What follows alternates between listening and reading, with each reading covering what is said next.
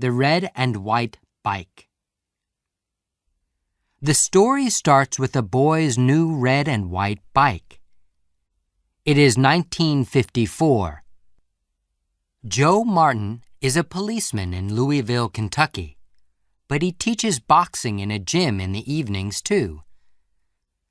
One day, two young black boys come into the gym. One of them sees Joe. "Excuse me," he says. "Are you Joe Martin, the policeman?" "That's right," Joe says. "What's your problem?" "It's my new bike," the boy says. "It's red and white. It was in front of this building, and now it's not there." The young boy is unhappy and very angry.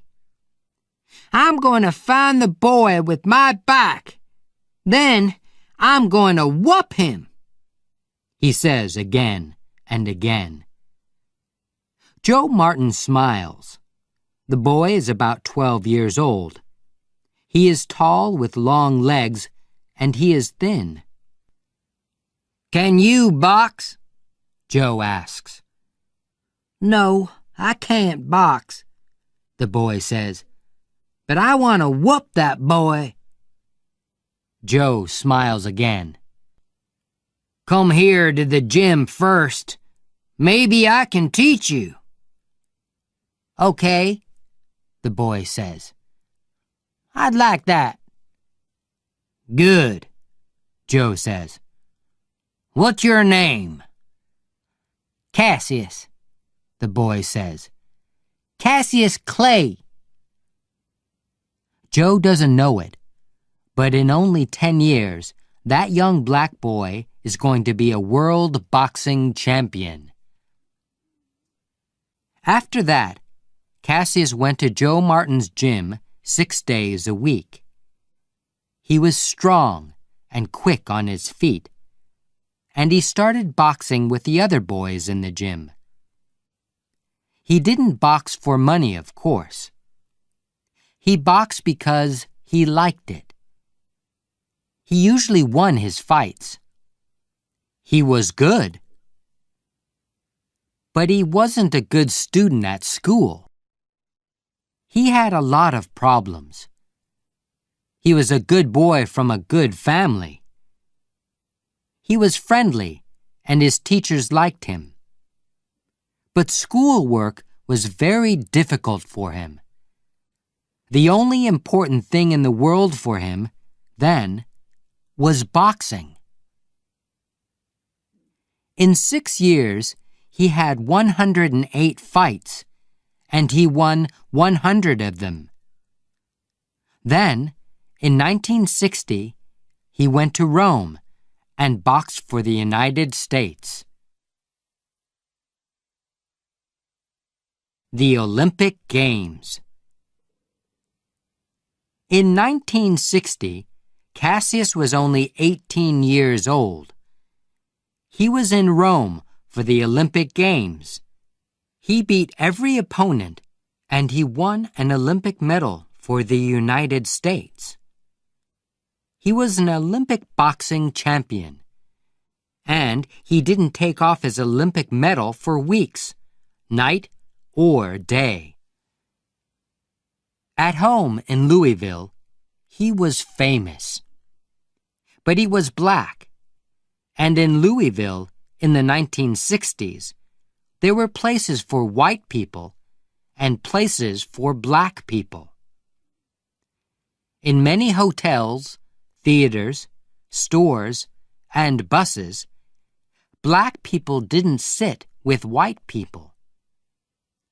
One day, Cassius wanted to buy a drink in a white store. It was a problem. "Whites only," they said. "But I'm the Olympic boxing champion. I'm famous," Cassius said. "Whites only," they answered. "Go away."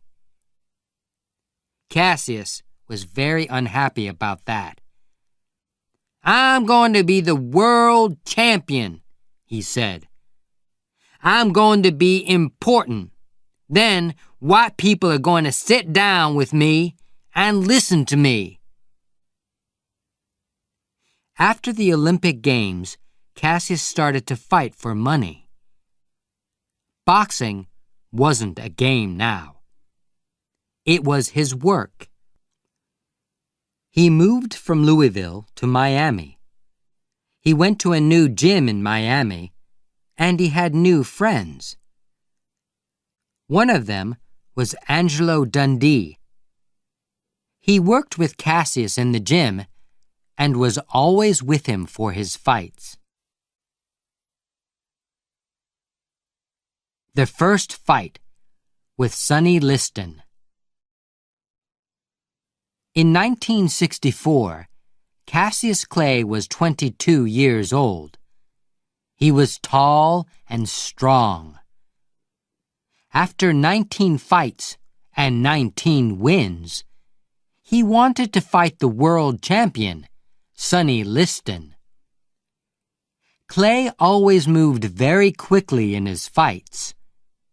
He danced here and there in the ring. His opponents were big, strong men. But they lost because their punches usually didn't hit him. But Liston was the world champion and a very strong boxer. The newspapers in the U.S. said, "Liston is going to win this fight. Clay is very young. Liston is going to kill him." Only 3 newspapers said, "Maybe Clay can beat the champion." The fight was in Miami, and it was on television in a lot of American theaters, too. Young Cassius Clay wanted to be famous and make a lot of money. Before his fights, he played a game. He talked and talked.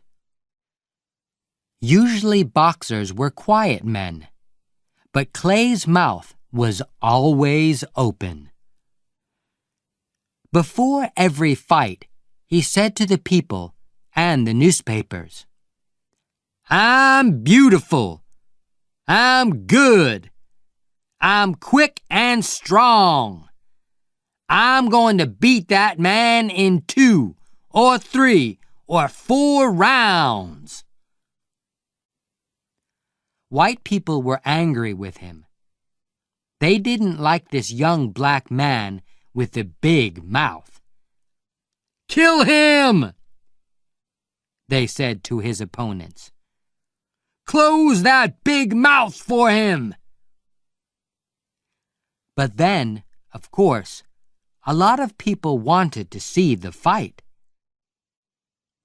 Before the fight with Sonny Liston, Clay played this same game. Liston was very strong, but he wasn't very quick. The fight is on February 25th. In round 1, Clay starts to dance. Liston can't hit him. Sometimes Clay hits his opponent's face. 1, 2, very quick punches. Then he moves away. Liston goes after him, but slowly. He is big and strong, but he can't hit the young Clay. Clay goes back to his chair. He smiles at his friend, Angelo Dundee. "That's the first round, and he didn't kill me," he says. "I can win this." Liston is on his feet. He doesn't want to sit down. He wants to start round 2. But it is the same story in rounds 2 and 3 and 4. Clay dances across the ring and Liston can't catch him. Sometimes he hits Clay, of course, but Clay is always moving away. And he is hitting Liston's face and eyes all the time. After 6 rounds, Liston sits down. His face is red and one eye is closing. Suddenly, he is very tired. "That man can hit," he says. Now it is round 7, and Clay is standing up on his feet. He is waiting, but his opponent isn't moving from his chair. Cassius Clay is the new champion of the world, and he is only 22 years old.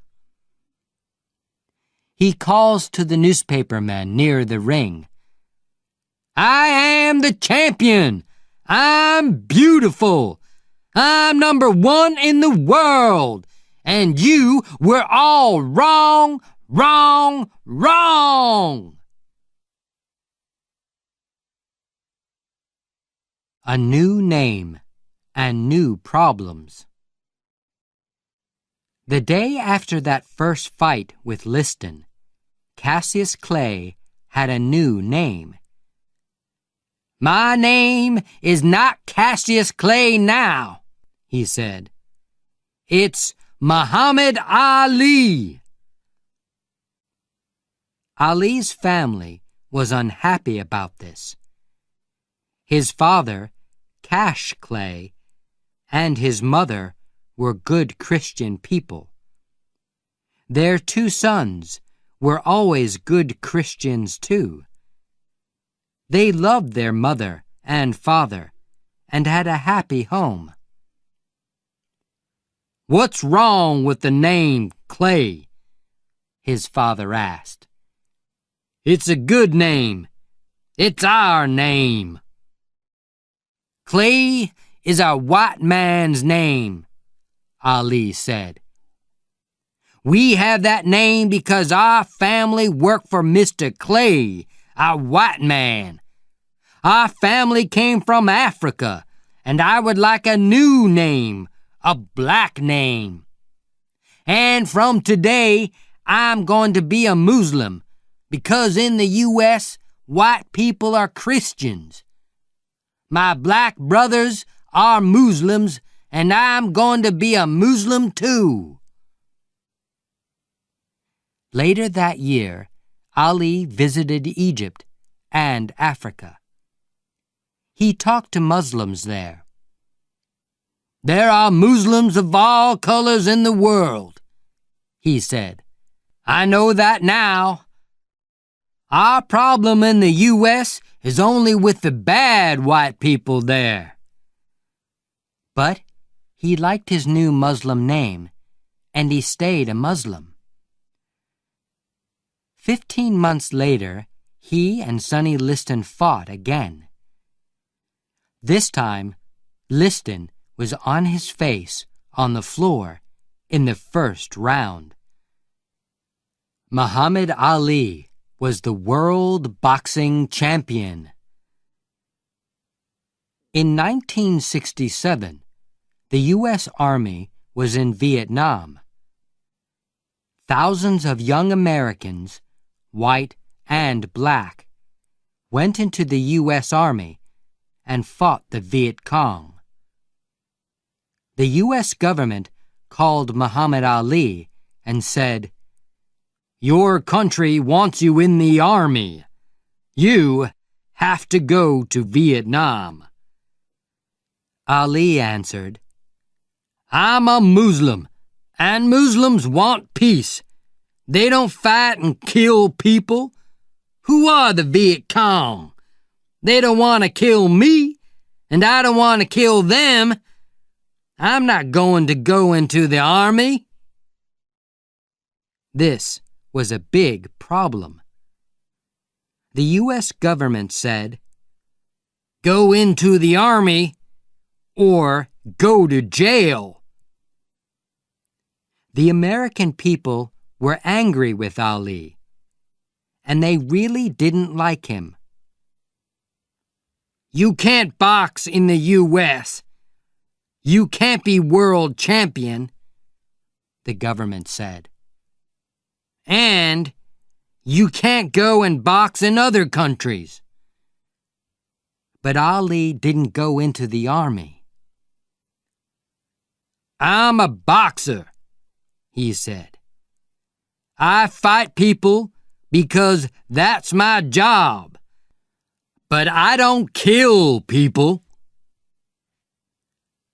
Ali didn't box for 2 years. He talked to students in schools and got a little money. He talked about peace in Vietnam. "The fighting in Vietnam is wrong," he always said. The government didn't send him to jail, but he didn't have much money. Then, in 1970, the U.S. government said, "You can box again." But there was a new world champion now, Joe Frazier. Joe Frazier, a new opponent. Joe Frazier was a good boxer. He was strong and quick.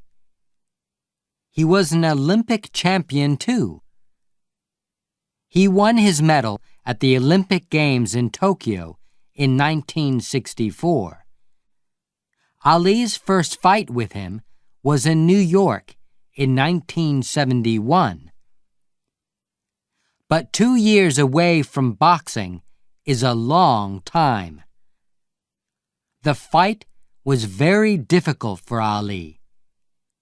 He danced, but he was slow and tired. He fought well, but after 15 long rounds, Frazier won. But Ali didn't stop fighting. After 13 fights and 12 wins, he fought Joe Frazier again in New York in 1974. Frazier fought well, but after a long and difficult fight, this time Ali was the winner. But Ali wasn't the world champion after that fight. At that time, there was a new world champion, George Foreman. "I want to be world champion again," Ali said. "And only George Foreman can stop me now. When and where can I fight him?" Ali and Foreman, the big fight. The Ali-Foreman fight wasn't in the U.S. It was in Kinshasa, in Zaire. Ali loved Africa. Zaire was a black country. The government was black. Ali stayed in a beautiful big hotel, and the people there loved him. He was on the streets of Kinshasa every day, and people called to him, "Ali Bamaye! Ali Bamaye!" "Bamaye? What are they saying?" Ali asked the man. The man had a big smile. "They're saying, 'Ali, kill him!'" Of course, George Foreman was a black American too. But Africans loved Ali because he wanted peace in Vietnam. And he was very famous because he didn't go into the U.S. Army. But George Foreman was a very big, strong boxer. He was 25 years old, and Ali was 32. And Foreman wasn't slow and heavy. At 4 o'clock, on the morning of October 30th, 1974, Ali and Foreman start the big fight. It is very hot in Kinshasa. There is going to be heavy rain later in the day. In round 1, Ali starts to move and dance across the ring. Foreman comes after him. In the first round, there is no winner. Ali sits down. I can't dance for 15 rounds, he thinks. It's very hot, and Foreman is quick. The old game isn't going to work. In round 2, Ali stops dancing. He tries a new game. He is going to make his opponent tired. He moves slowly. Sometimes he only stands there. Foreman hits him with big, heavy punches. People call out, "Dance, Ali! Dance! Don't stop moving! He's killing you!" For 6 rounds, Foreman hits Ali again and again. But Ali stays on his feet. In round 8, Foreman is getting slow. He is very hot and tired. His hands are heavy and slow. Suddenly, Ali is quick and strong again.